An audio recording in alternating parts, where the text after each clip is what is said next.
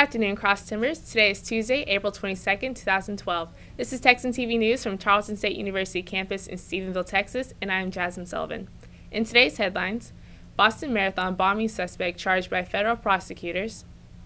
Aunt of Boston Marathon bombing suspect speaks out about the suspect's religious motive and struggles.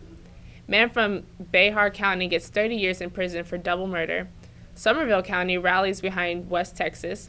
The Larry Joe Taylor Music Festival begins today. And Gay Straight Alliance organization hosts Second Chance Prom. Now for today's top story.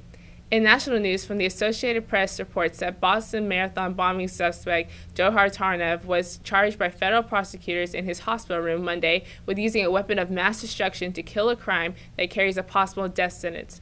The suspect was charged with using and conspiring to use a weapon of mass destruction along with his brother, who set off the shrapnel-packed pressure cooker.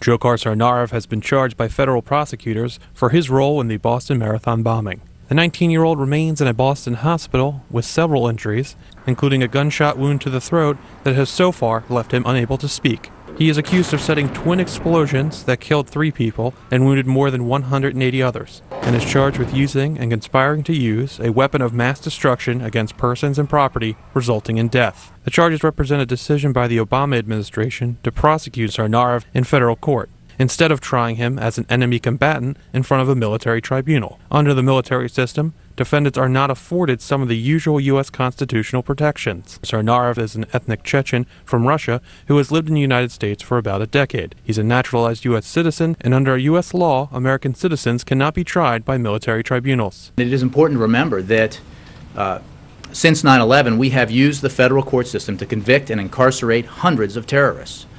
I strongly disagree with the Obama administration's decision to rule out enemy combatant status for this suspect at this time. The decision by the Obama administration to try this individual in federal court is a sound decision. It is the right decision. Tsarnaev is also likely to face state charges in connection with the shooting death of an MIT police officer. Bob McCall, Associated Press. In international news, the aunt of the Boston bombing suspect says her nephew called his mother after the bombing and assured her that they were okay and at work.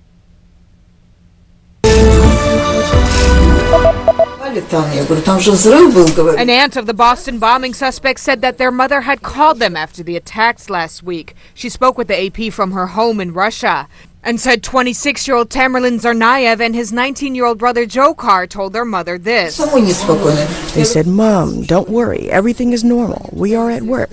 So I stopped worrying. Tamerlan spent 6 months in southern Russia last year and visited his aunt and uncle. But she says he seemed to be more American than Chechen. He didn't fit into the Islamic world. He wore specific clothes and he wore a very interesting cap, which we later took off of him. Men here, young men, don't wear such caps. Investigators are focusing on the 6 months Tamerlan spent here. He stayed with his father for at least part of the time. His uncle added that his nephew began to study Islam via the internet while living in America. Tamerlan was killed in a gun battle with police. Hours later, officials captured Dzhokhar alive. He remains in a hospital, unable to speak, with a wound to the throat. Nicole Grether, The Associated Press. In Texas news, the Associated Press reports that 27-year-old Christopher Hughes Lamar was sentenced to 30 years in prison on Monday for a fatal car wreck last year. Lamar was driving on Interstate 10 with his blood alcohol level 3 times the legal limit when his vehicle swerved into Jessica Rodriguez's vehicle, killing the 28-year-old and her 10-year-old daughter, Kylie Flores. Prior to the incident, Lamar had been convicted twice for a DWI. A San Antonio jury sentenced Lamar to 30 years in prison. He became the first person in Behar County to be convicted of a felony murder instead of intoxicated manslaughter for a fatal DWI wreck. In regional news, Somerville County residents are coming together to help the victims in the fertilizer explosion in West Texas. According to the Glen Rose Reporter, the city of West and McLennan County have received an outpouring of support from across the state following the explosion that killed 14 people and injured 200. Part of the support came from Glen Rose High School, class of 2013, who voted to deliver 10% of proceeds raised from the annual project graduation spaghetti supper in auction. The supper on Monday, April 29th at the Glen Rose High School will start at 4 p.m. and will continue until 7 p.m. Dwayne Griffin, Somerville County Emergency Management Coordinator, said people in West are now asking people to continue donating money instead of goods. The city has been overwhelmed by donations. The victims range from young children to elderly adults. Griffin said that he would like to see some donations go straight to the fire department, which lost all of its equipment and suffered significant personnel losses. Contributions can be sent to the West Volunteer Fire Department at Post Office Box 97, West Texas, in zip code 76691, and to a victim relief fund that has been established at Point West Bank located in West Texas. Donations should be made payable to victims of West explosion, and donations can contact the bank at 254-826-5333. In local news, the 25th annual Larry Joe Taylor Music Festival begins today at Melody Mountain Ranch located outside of Stephenville, Texas. Hundreds of Texas country fans are coming from far and wide to take a few days to relax, camp out, and listen to some of their favorite Texas country artists.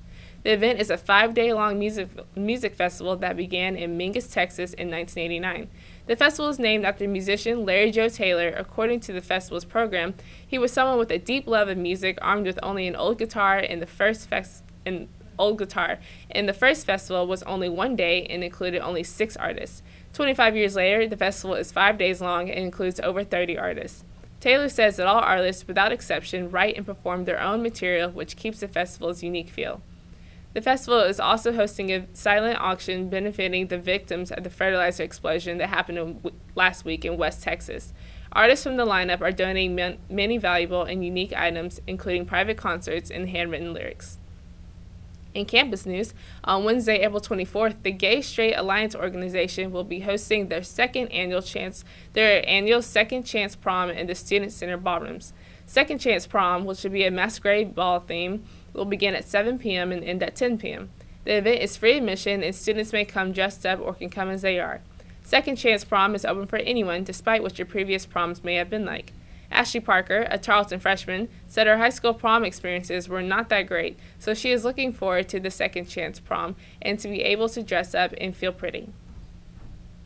In today's sports, according to Associated Press, the Los Angeles Clippers defeated the Memphis Grizzlies 93-91 in Game 2 of the NBA playoffs. The game was very close, resulting in Clippers point guard Chris Paul hitting the game-winning shot with just a tenth of a second to spare on the clock.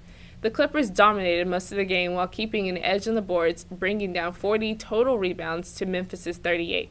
According to AP, Paul commented on the Grizzlies' defense after the game, saying, "Tony played as good as defense as you can. I looked up at the clock and thought I better get a shot off." After last night's win, the Clippers have won 9 games in a row dating back to the end of the regular season, and they have also taken a 2-0 lead against the Grizzlies and will play. Now for today's weather report. According to weather.com, today's high is 50 degrees with a 30% chance of rain and cloudy skies. The low for today is 37 degrees with a 20% chance of rain tonight. Today's broadcast was produced by Kaylee Bedingfield, Emily Bracey, Dallas Birch, Tyler McConaughey, Ian Traub, and JT Williams. Be sure to follow Texan News Service on Facebook and Twitter. I'm Jasmine Sullivan. Tune in tomorrow for the latest news from Tarleton State University campus in Stephenville, Texas.